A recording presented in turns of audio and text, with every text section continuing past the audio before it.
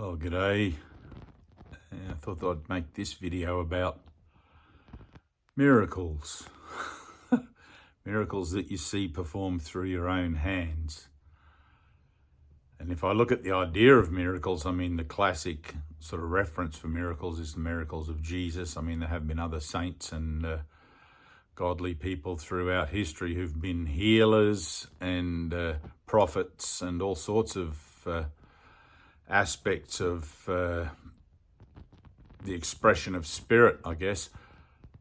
But the classic kinds of miracles like healing the sick and walking on water and things like that. And in all the years that I've been associated with the Course in Miracles, I've seen many of these. I've seen many miracles, and I've had many miracles, or I've had some miracles, many experiences, but some that I can only call miracles. So I thought I would go through a few of those today. I haven't written a list, so it's from memory. So forgive me if my memory is poor, but there are many times that I have seen Spirit at work through my hands, so God through the Holy Spirit through me for the greater good.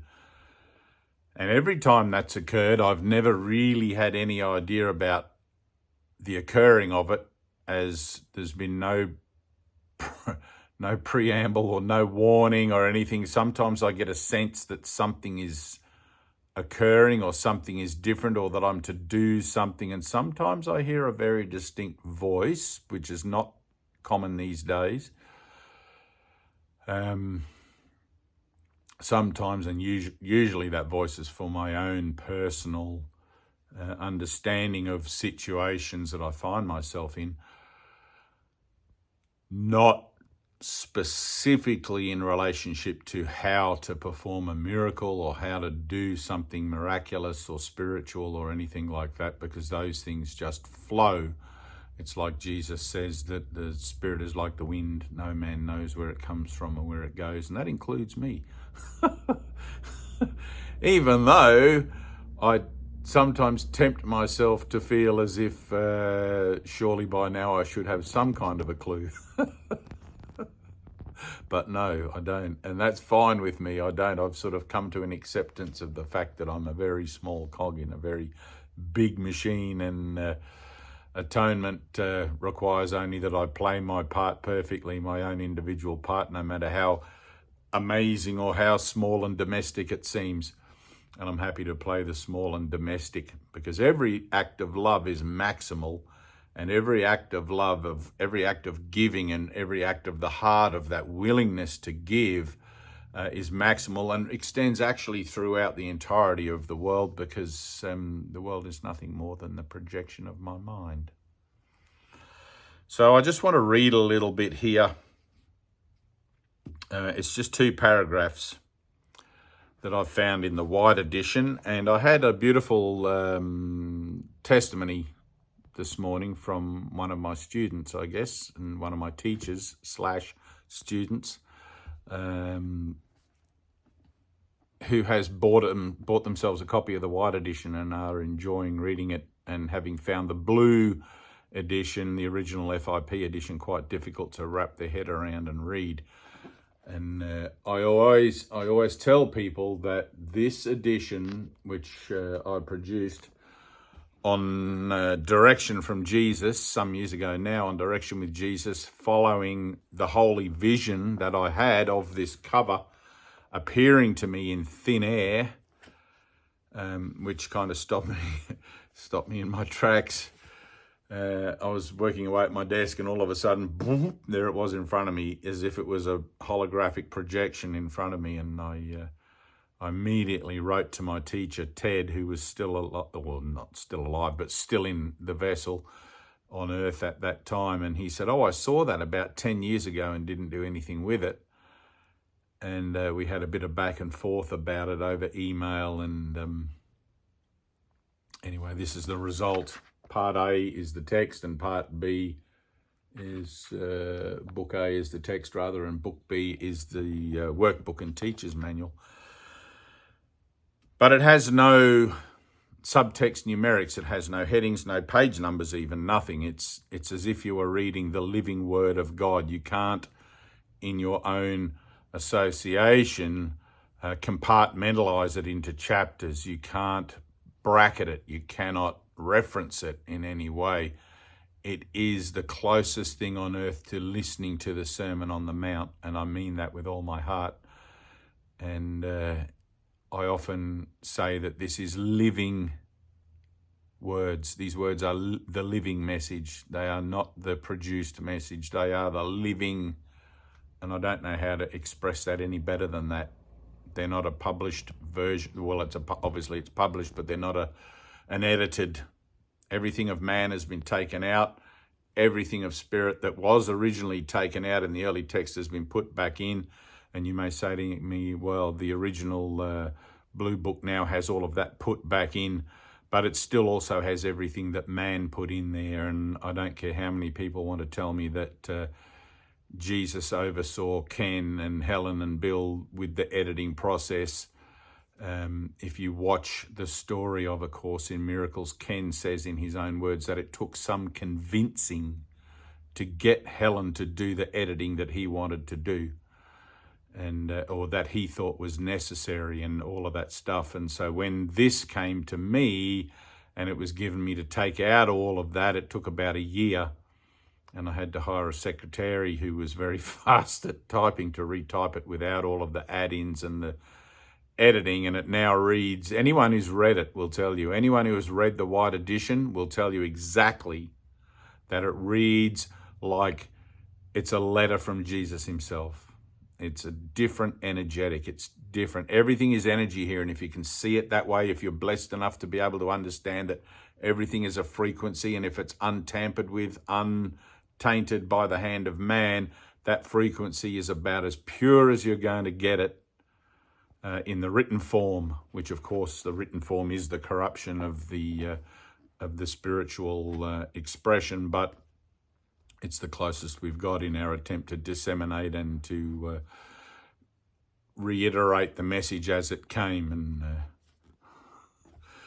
I hope you enjoy it if you do order a copy, because I have had nothing but good reviews about it. And I'm not saying that really because I want to sell heaps more copies and make heaps of money, because I'm only making about $2 a book out of this, and all of that money goes back into, I don't know why it's only $2. They sell it for a lot of money, but all of that money goes back into the Thetford Foundation for other work that we do, which is not for profit, giving away the little books and sending them all around the world, etc. It's got nothing to do with the money. But anyway, I just wanted to read you this 2 paragraphs and then go into a few of the things anyway that I've seen occur through my hands by the grace of God.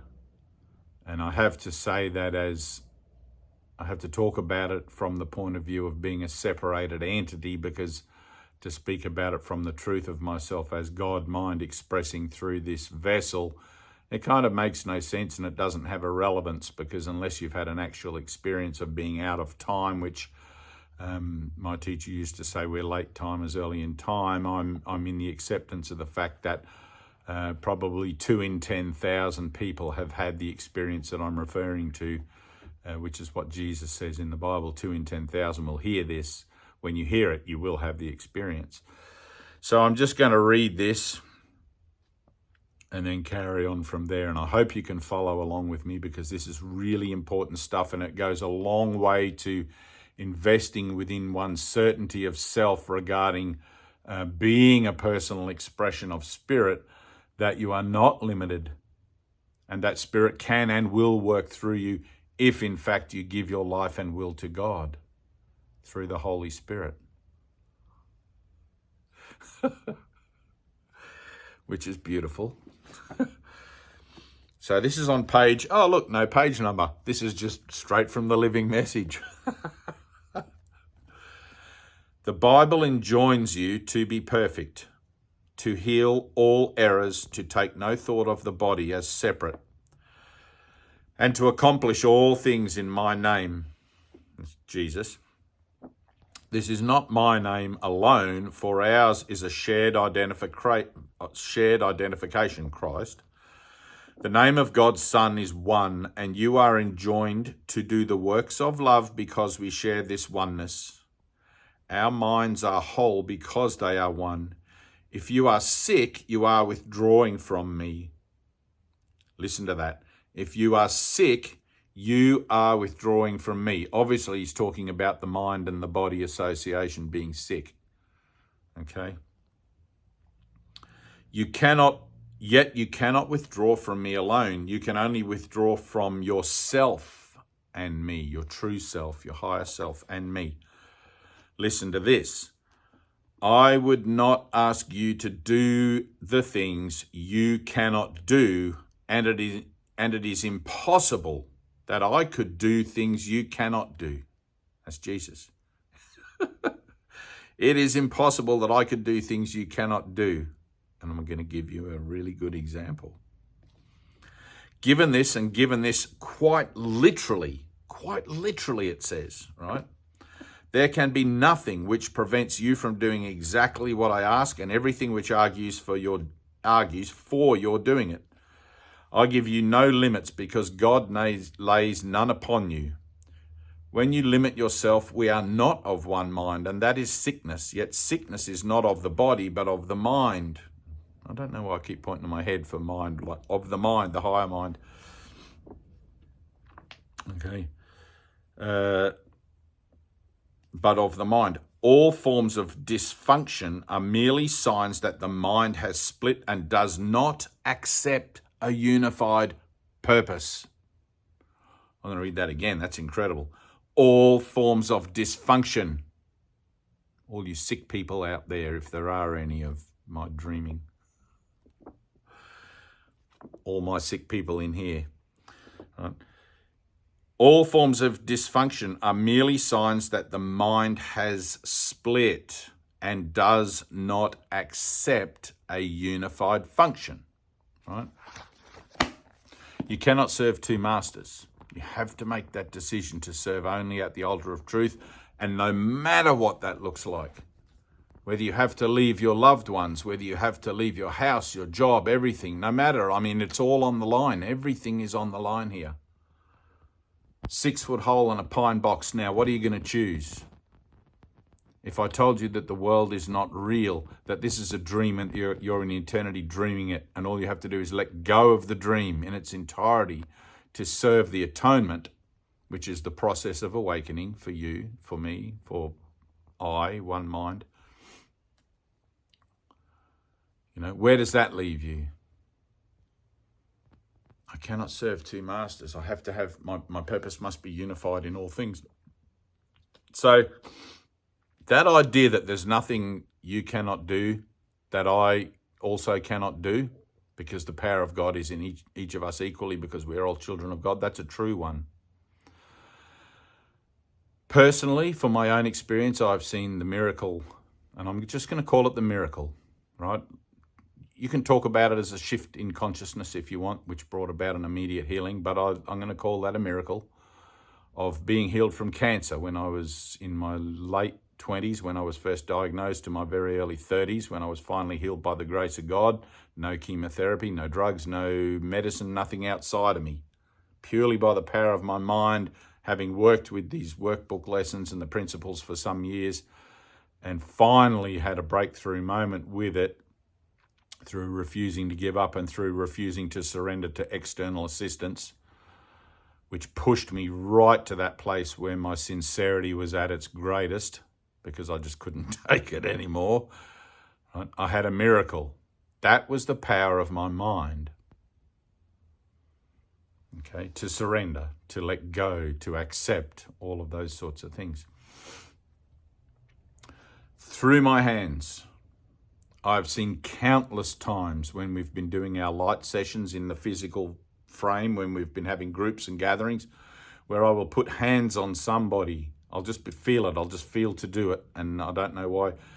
Hands on someone, and they'll have an experience. Either it'll be a sudden reaction to, I guess, my light activating their, now this, I don't quote me, I don't know how to really describe this, my light activating their light, right, which I draw on as a reference from more ancient sort of references, sort of the Vedic references, where if you hang around an enlightened mind, you're bound to become enlightened because you pick up on that energy and start to gravitate towards that energy, something along those lines. Or if it is where two or more are gathered, there I am in the midst of them, and there is something that occurs through the actual physical hands-on process. And hands-on healing is not something that I would have thought, or even now, I don't call myself a hands-on healer or anything like that. I'd probably just call myself like a minister of God or a teacher of God, as a way of being recognized and utilized in the world. It's not really helpful if I say I am the Christ along with you, because if you haven't had an experience of what that is, it's not going to really make much sense. It's just a nice concept. But if I say that I'm a healer or a teacher or a minister or something, it has a much more relevant kind of reference, I think. But one of the examples of that I would like to offer as witness to a miraculous occurrence was that many years ago when I was living, and this is a very powerful one, when I was living in Tilba, which is about 5 hours south of Sydney, Australia, I was helping to set up, I guess, or helping to facilitate a meditation group, a study group, a spiritual group, at the request of someone who lived in the town there, who had found our little books that we give away for free and had rang the number in the back wanting to become more involved. And so 3 of us went down to help that process take place. In the course of that, I think the first 3 months we were there for 3 months, then came back and then went down some months later for another 3 months.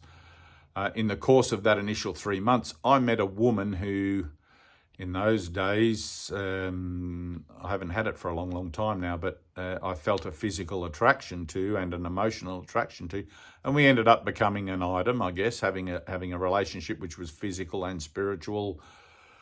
We were both at different stages of realizing the nature of the purpose of the relationship as being only for healing, and it was sexual, it was intimate, it was all of those things, but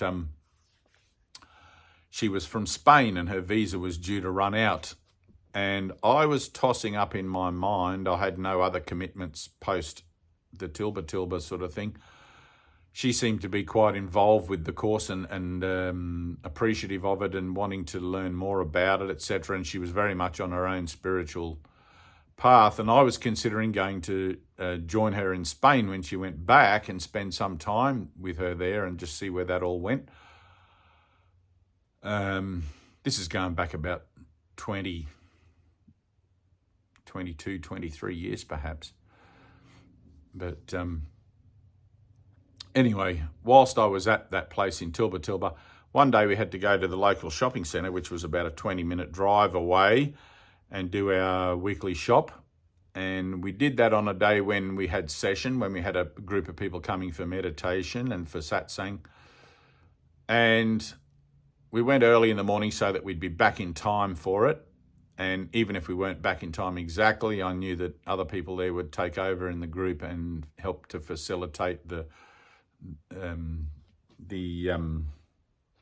happening for the day until we arrived. I think 2 of us went to do the shopping. On our van, we had some Course in Miracles stickers in the back window, and on the bumper there was a sticker from the Mary Blount Foundation, who's the angel of death row, and the sticker said, "Forgiveness, giving up all hope for a better past." And I know I've referenced this a few times before in other videos, but in context of laying on of hands, I want to give you this one example. And when we drove out from the shopping, this person in another vehicle, a white car or silver car or something, I think, but behind us, followed us all the way home.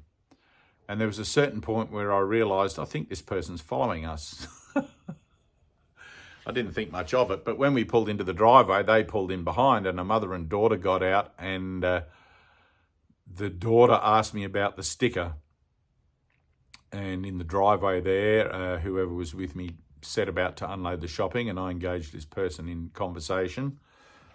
And I think Josie was inside starting the satsang, the session for the day. Anyway, during the course of the conversation, it came to me just to invite these two women in and let's just see where it goes. And she was desperate to find Jesus. She was suicidal. This is in the driveway. She admitted to me she was suicidal.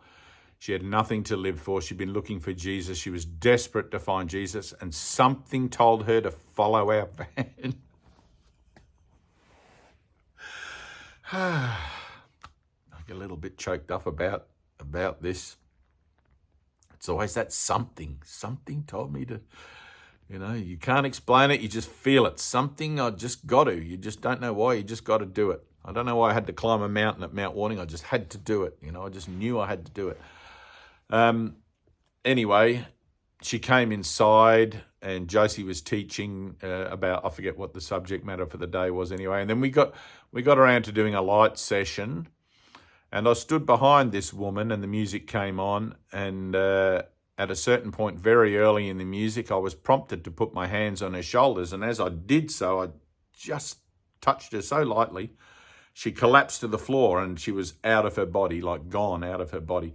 I had no idea what was going on, right? To be honest, I knew she was out of her body, but I don't know what was going on for her mentally in the wherever she was out of her body. And her mother was visibly concerned, who was sitting in the corner watching the whole thing. She wasn't really participating from memory.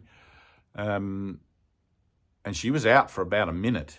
I was starting to become a little bit like, ooh. I haven't seen anybody out. I've seen a lot of people leave their body, but I haven't seen somebody for that long. Usually it's a matter of seconds, 20 seconds or something at the most. Anyway, for about a minute. And when she came to, she said to me, "I've seen him. I've been with Jesus."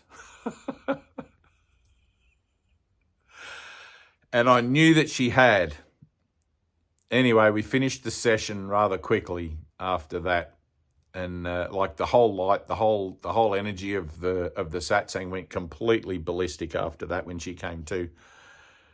And I literally had to sit down, and so did she.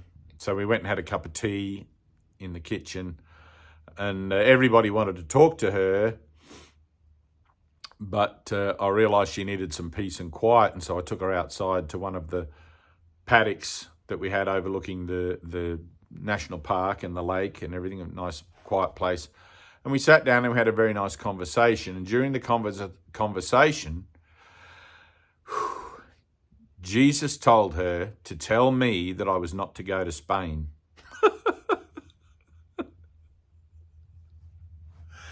And I had said nothing. No one had said anything to her about my partner at the time, Montse, and going to Spain. Nobody. She wasn't there long enough to even have those kinds of conversations. Like, it was just quite. But she said, "Jesus told me to tell you not to go to Spain." And I gave her a copy of the course, and I didn't see her again after that. It was like that. She got what she wanted. She, that was brought her up to scratch with her spiritual interests, and off she went. Had a copy of the course, and it was a very beautiful interaction, like very beautiful. But that has happened a few times. I've had many times where I had somebody once come to me directly after a funeral of their partner, and they were distraught, but they knew, or the whole time they were in the funeral, they said, they knew within themselves, "I have to go and see Dave, I have to go and see Dave." And this person drove for almost an hour to come to see me. I was home, she rang me and said, "I have to come and see you. I'm at the funeral, but the funeral's just finished," and I didn't know about the funeral or anything, but brief explanation, and she turned up, and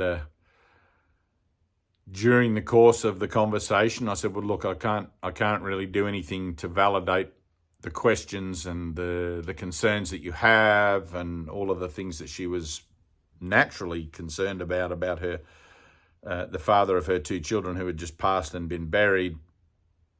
I said, "Let's just go into the session room. We'll put on some music. The two of us will invite the Spirit to come to join us and see if all your questions and all your concerns can be addressed and answered that way."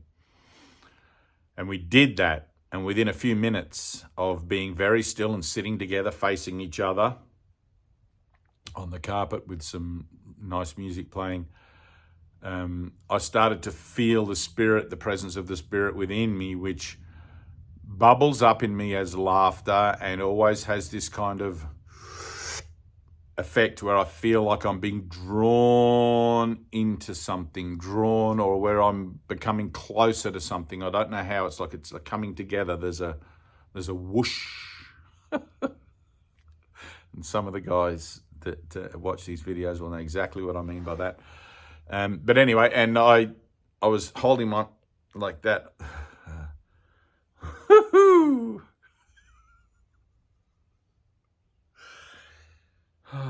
Oh boy. Oh. Just like that.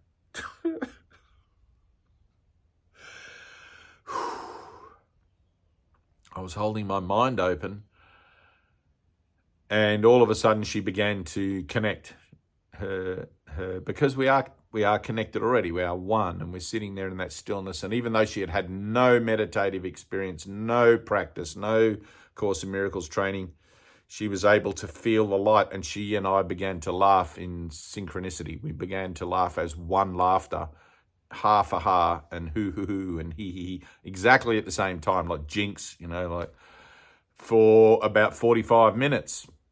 And it couldn't stop. And she had tears running, I had tears running, and laughing and crying and laughing and crying, which is very, very common. Most people who, when we do a healing session, have that similar experience. But usually those people have been prompted by mind training lessons and things like that, and sort of prepared in a certain kind of way. This person had nothing, which only serves to show how limitless the reach of the spirit is. In God, all things are possible. With God, all things are possible. I think that's Luke 18, but...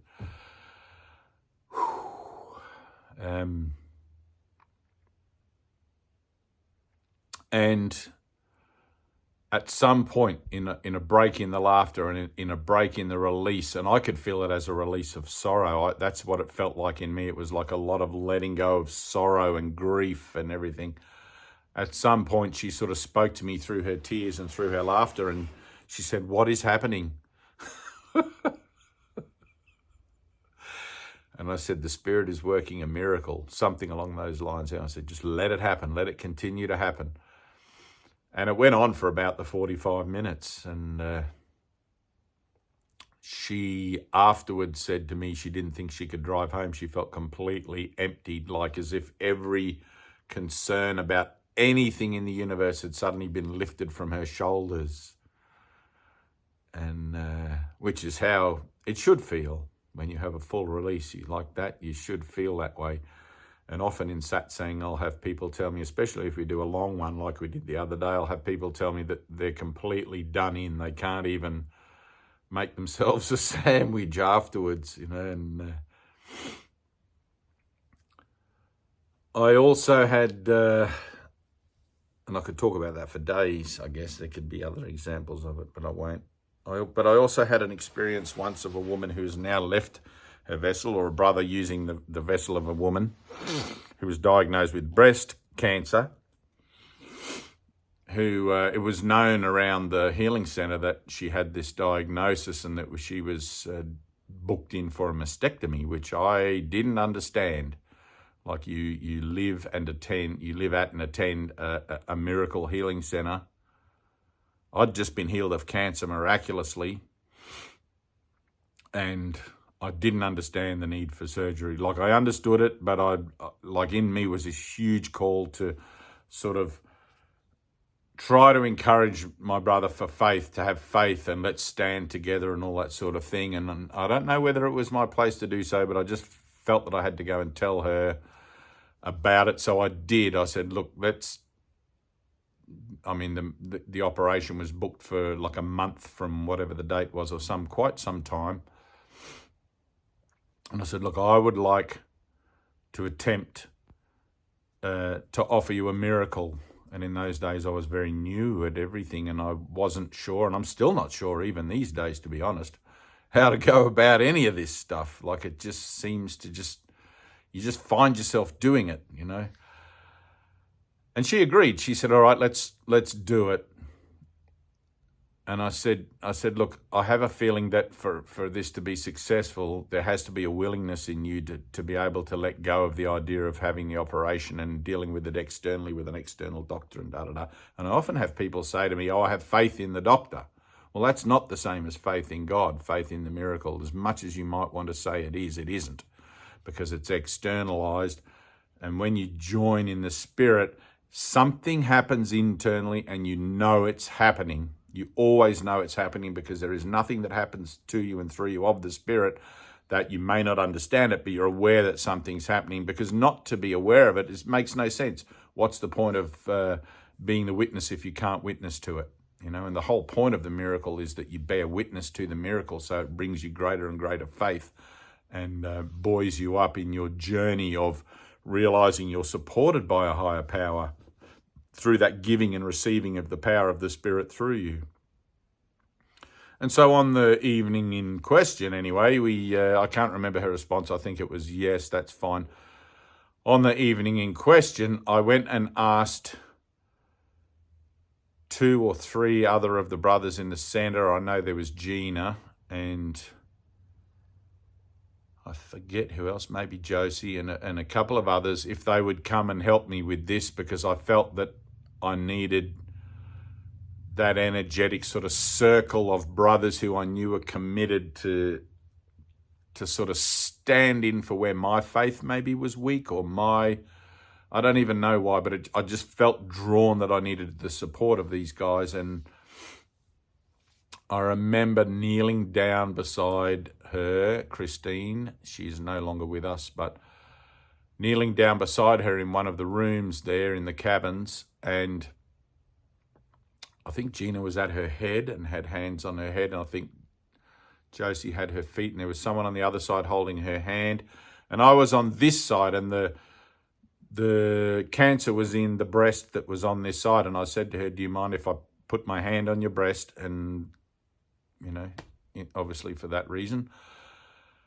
And she's like, no, go ahead. And as I put my hand on her breast, I could feel a lump the size of a golf ball, a big lump. And I was kind of surprised about it. And I said, okay, let's just surrender this to God. Let's give this spirit to God of this being, you know, and allow this miracle to take place. And I held my hand there, and all of us went into a silence. All of us went into prayer and asked for the healing of our minds that believed in the ailments of the body as being an effect of the ailment in the mind, and asked for the healing of the idea of separation from our minds. And within 10 seconds, I felt that very hard lump. It was hard, like a golf ball. It was very hard. It suddenly became like jelly. It just went bloop and dissipated, and it was gone. And Christine told me she felt it as well, and she put her hand to her breast, and it was gone. Now, I don't know. After that, I didn't have much to do with her after that, but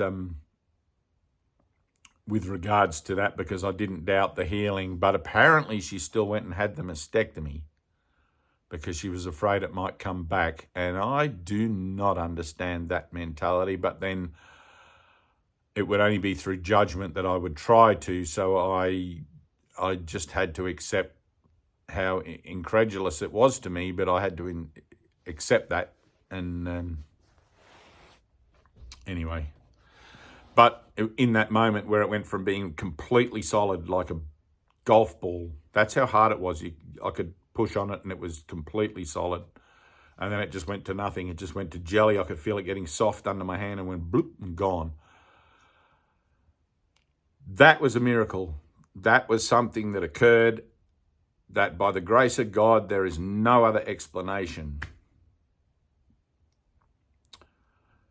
And there are probably others. If I were to dig back in, I know with dear Alana also other stuff has occurred, not in that same sort of a way, and other people through the years, but I've had many, many experiences of hands-on stuff, like when Jesus says there's no miracle I can do that you can't do. I believe that. But it cannot be done in the spirit of fear. There cannot be any fear. There has to be a willingness to recognize I am not the doer. I'm simply the vessel through which such things are done.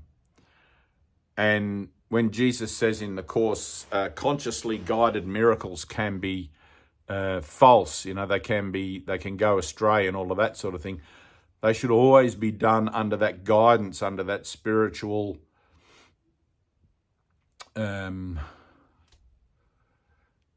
direction. And it's something, in every case, I've just felt it. I've just felt to do it. It's almost like something takes over my body and my hands are used, as in the case when I punched Mike on the belt line on his waist. He had a leather belt and we were in session, and I don't know why. I just felt compelled to punch him on the belt line fairly firmly. He was standing in front of me and we're doing a standing meditation. And he had two girlfriends, a past girlfriend of modern relationships, beside him, in front of him, to each side. And I didn't want to punch him on the... I'm like, what? Why am I feeling like I've got to punch him? That can't be right. And I argued within myself for a second about why would the Spirit be directing me to do that. And then I thought, all right, I'm just going to do it. What the hell? If he turns around and hits me, then so be it. But I punched Brother Mike in the small of the back, where his belt was, where I felt like I had to hit. And boom, this energy just rocketed out from him, and both of his girlfriends, past and present, went flying back. I don't know what, I don't know anything. The energy was like a shockwave, and I saw them both just went poof, like that, and they're like, woo! And they went flying back, like spontaneously, instantly. And I just don't know, there's no way to know what occurs in those moments.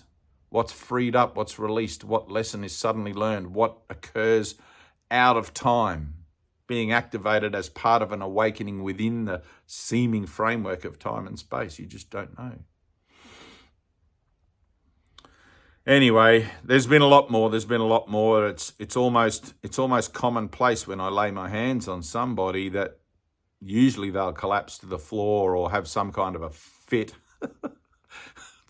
I know it doesn't sound glamorous, but some kind of a spiritual fit, put it that way, where their body sort of like loses some sort of control or something. And I don't know what happens. I really don't.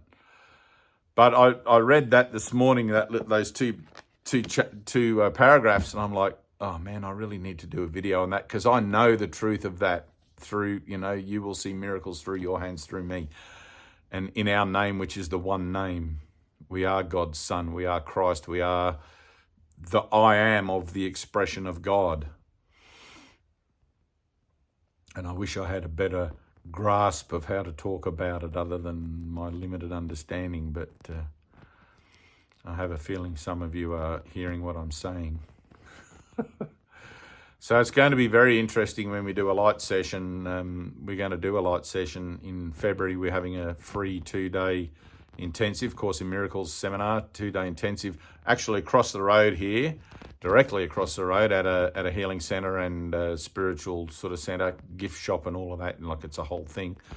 But upstairs, you'll find the flyer for that if you would like to participate. It's not going to be online. It won't be telecast. It won't be anything like that, televised or YouTube. There won't be anything about that. It's a full 2-day thing.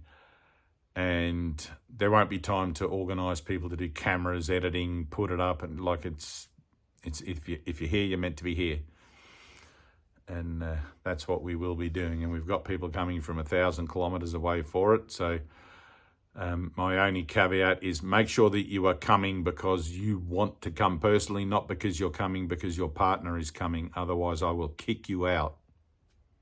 Right, you will not be, and I will know the energy. I will absolutely know the energy. I know it completely all the time.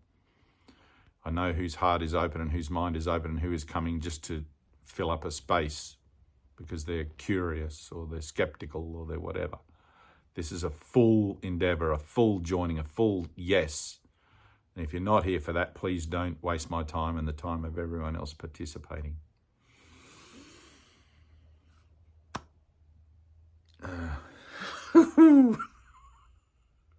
Oh, the other little one, just before I go. The other one, it's not really so much through my hands, through your hands, through me, but the one where it's a beautiful one because I love the rain, and one time I was teaching in the Zoom and I was on my phone, on my selfie stick, and I had my phone and I was at the beach and it started pouring down rain. And that whilst I was teaching, no rain fell on me.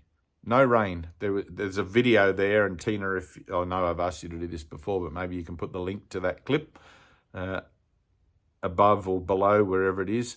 And don't forget to like and subscribe. Please like and subscribe. Apparently that makes our things more, accessible or something.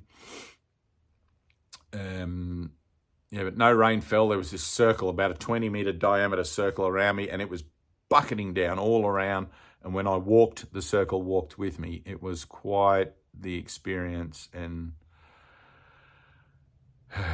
to catch that on film, which I did, to record it, which I did, was really quite bizarre. I know I've often seen rain where you sort of can draw, there's a straight line of rain across the road and you're driving directly into the edge of the cloud above and you know it. But this was not like that. This was a circle, and when I walked to the left, it came to the left, and when I walked to the right, it came to the right. I didn't get wet until I doubted it. There was a moment, and you'll see it in the video, where I actually doubted it and I went, oh, I wonder how long this can last. And all of a sudden I allowed doubt to enter the equation, and boom, down it came on me. But I guess that had to be part of it as well, Thank you and peace.